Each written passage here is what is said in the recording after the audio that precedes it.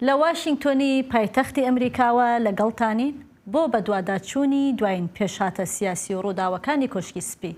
لە بەشی یەکەمی بەرنامەکەمانەوە کەمیشە دەچینە سەر گرنگترین هەواڵ و بڕیارەکانی ئەم دوایەی حکوومەتی ئەمریکا کە لە کۆشکی سپیەوە دەدرێ. بەم مەبەستەش دەچینە لای پەیامنێری کۆشکی سپیمان هیوا سەلام کە نوێترین هەواڵەکانی لەم بارەیەوە لەلایە.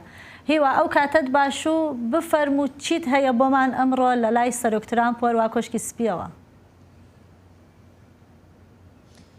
بەفراو کەمێک بەر لە ئێستا تەرمی ئەو سەربازانەی کە لە ڕۆژهەڵاتی ناوەڕاست کوژرا بوون، 3 سەرباز لە ئەردەن کوژرا بوون، هەروەها سەربازێکی ئەمریکی لە هەرێمی کوردستان کوژرا بوو گەیشتەوە خاچی ئەمریکا.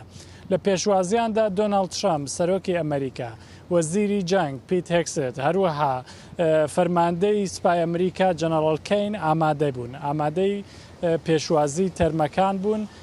هەروەها پێش ئەوەی کە دۆناڵد ترامپ بچێت بۆ دۆڤەری ویلایەتی دێلاوەر قسەی بۆ ڕۆژنامەنووسان کرد.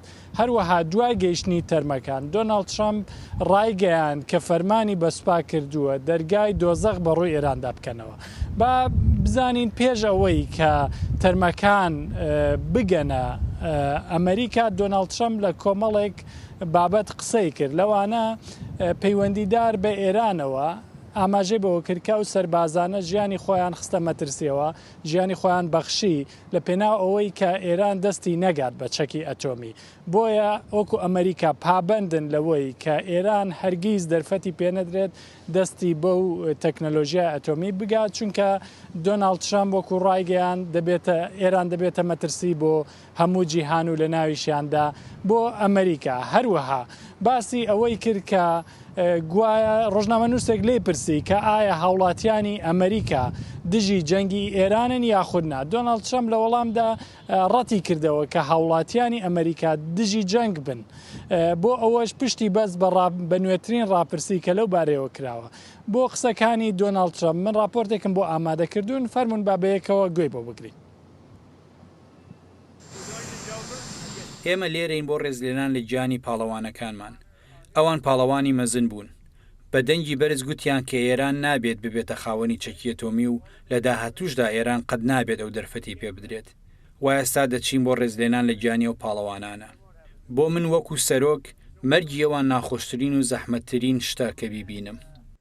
هەروەها دەربارەی ئەوەی کە ئایا ئەمریکەکان لە دژی شەڕن لەگەڵ ئێران یاخودنا، سەرۆکی ئەمریکا وەڵامی ڕۆژنامەنووسێکی دایەوە و ئاماژەی بە ڕاپرسێ ناوخۆیەکانی ئەمریکا کرد و گوتی کە هاوڵاتیانی ئەمریکا دژی گرانبوونی نرخی سوتەمەنین، بەڵام لە هەمان کاتدا هەمووان مەترسیەکانی ئێران دەزان و کەس ناوێت ئێرانێکی خاوەن چەکی ئەتۆمی ببینێت.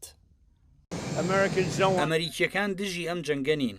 ڕاپرسێکی نوێ بڵاو کراوەتەوە و دەرکەوتووە کە هاوڵاتیانی ئەمریکا دژی گرانبوونی نرخی بانزینن، بەڵام دژی جەنگەکە نین.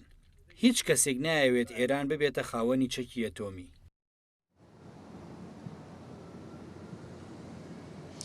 بەڵێ ئێستا لە ناوخۆی ئەمریکا هەروەها بەرپرسانی کۆشکی سپی ئاماژەیان بۆ کردووە کە ئەگەری فراوانبوونی هێرشەکانی ئەمریکا بۆ سەر ئێران زیاترە وەک لە جاران، هەروەها لە هەمان کاتدا ئەگەری ڕێککەوتنیش هەیە و دەرگای ڕێککەوتنیش هەر بەکراوەی هەڵدراوەتەوە.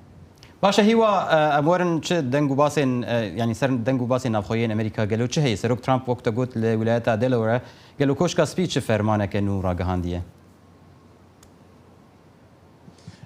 بەڵێ سیروان دوو بابەتی گرنگ ئەمڕۆ لە کۆشکی سپی ڕاگەندراون. یەکەمیان تایبەتە بە ڕێکەوتنی بازرگانی نێوان وڵاتی ئەردەن و ویلایەتە یەکگرتووەکانی ئەمریکا. کۆشکی سپی ڕاگەندراوێکی بڵاو کردێتەوە کە سەرۆکی ئەمریکا واژۆی لەسەر ئەو لێک تێگەیشتنە کردووە کە ڕێگە دەدات بە بەرهەمی ئەمریکی بەبێ ئەوەی باجی بخرێتە سەر لە وڵاتی ئەردەن بفرۆشرێت، ئەوەش بازارێکی نوێ بۆ جوتیاران و پیشەسازکارانی ئەمریکا دابین دەکات. هەروەها لەلایەکی دیکەوە هاوکاری دۆناڵد ترامپ بۆ کاروباری تەکنەلۆژی مایکل کراتسیۆس ئاماژەی بەوە کردووە کە سەرۆکی ئەمریکا ئیمزای لەسەر بڕی 5 بلیۆن دۆلار کردووە بۆ پەرەپێدانی زیرەکی دەستکرد، ئەوەی کە پێی دەڵێن AI بۆ ئەوەی ئەو خزمەتە بخرێتە چوارچێوەی حکوومەتی ئەمریکا، هەروەها لە زانکۆکان گرنگی زیاتری پێ بدرێت بۆ مەش بودجەیەکی زۆر تەرخان کراوە ئامانج لەی مانەوەی ئەمریکایە لە پێشەنگی سیستەمی AI و تەکنۆلۆژیادا. بەێ هیوا سەلام پەیامنێرێ دەنگێ ئەمریکا لێ کۆشکەسپی گەلێک سپاس بۆ وان ئاگاهیان.